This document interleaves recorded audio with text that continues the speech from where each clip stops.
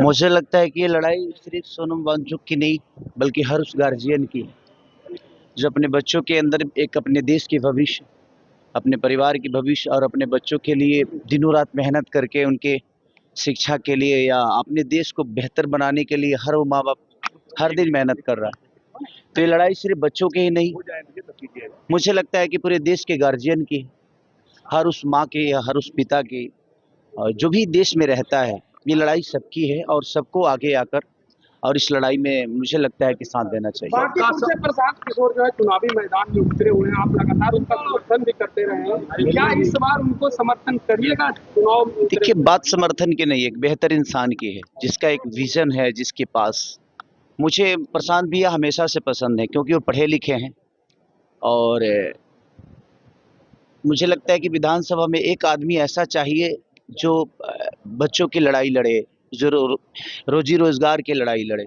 मैं किसी पार्टी का नहीं बल्कि मुझे लगता है कि हम सबको एक बेहतर इंसान ही चुनना चाहिए, क्योंकि अगर आपके घर का गार्जियन ही सही नहीं होगा तो मुझे नहीं लगता कि बच्चों की भविष्य सही हो पाएगी। और एक नेता गार्जियन की तरह ही होता है। तो प्रशांत भैया सच में मुझे बहुत पसंद है क्योंकि उनके पास एक विजन है, पढ़े लिखे हैं, उनके पास हमारे बिहार के भविष्य के लिए एक मैप है। तो मेरी शुभकामना है उनके साथ।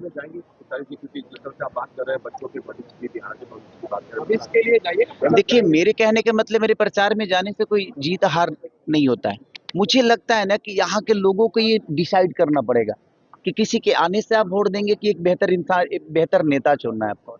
और मुझे लगता है कि प्रशांत भैया जैसे लोगों को आगे आना चाहिए और लोगों को, ऐसे लोगों को मौका भी देना चाहिए। आपने इतने लोगों को मौका दिया है ना, एक बार एक बेहतर इंसान को मौका दे के देखिए, शायद बेहतर ही होगा।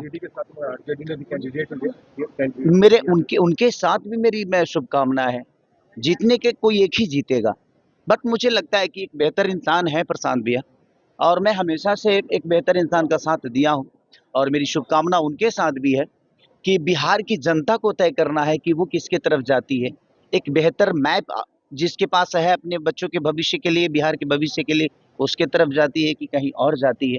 तो मुझे लगता है कि सबसे पहले नेता बदलने से अच्छा है कि हम अपने आप को बदलें।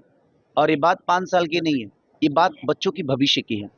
तो मुझे लगता है कि बच्चों के भविष्य के लिए बेहतर विकल्प ढूंढना चाहिए। प्रशांत किशोर यदि सदन पहुंचते हैं तो क्या लगता है कि बिहार के युवाओं के लिए सुनहरा मौका है कि उनके बातों को रखा जाएगा पटल? बिल्कुल, एक मजबूत, देखिए बात क्या बताएं, देखिए मैं एज ए आर्टिस्ट नेता बन सकता हूं अपने पॉपुलैरिटी पे, बट मेरे पास मैप नहीं है। मैं पढ़ा लिखा नहीं हूँ, मुझे एक पढ़े लिखे आदमी को रखना पड़ेगा ताकि वो मुझे मैप समझाए कि हाँ ऐसे विकास होगा। लेकिन प्रशांत भैया ऑलरेडी पूरी दुनिया को देख चुके हैं और वो पढ़े लिखे आदमी हैं। तो मुझे नेता बनने का कोई शौक नहीं है, बट हम लोग अपने बिहार में पढ़े लिखे लोगों को अगर वोट देंगे, पढ़े लिखे लोगों को अगर सदन पहुंचाएंगे, तो मुझे लगता है ना कि आपकी आवाज बन के वो कहीं ना कहीं, चाहे वो किसी भी दुनिया में रहें, वो आपकी आवाज उठाएंगे और बच्चों के भविष्य के लिए बेहतर बात करेंगे। और जो बात ही नहीं करेगा वो काम क्या करेगा? और निषाद भारती ने ये भी कहा कि उनके घर के पास बहुत गंदगी है जिस कारण से ये हालात हुए। पटना के हालात को उन्होंने ये बताया, जो कि पटना स्मार्ट सिटी में आता है। देखिए, सबसे बड़ी ना कि सबसे पहले हमको जिस दिन स्मार्ट लोगों को चुनना शुरू कर देंगे ना, अपने आप स्मार्ट सिटी बन जाएगी। कहने के लिए तो पूरी दुनिया स्मार्ट ही है, हमको अपने अंदर स्मार्टेड चाहिए कि हम स्मार्ट बने, लेकिन हम स्मार्ट लोग चुनते ही नहीं है।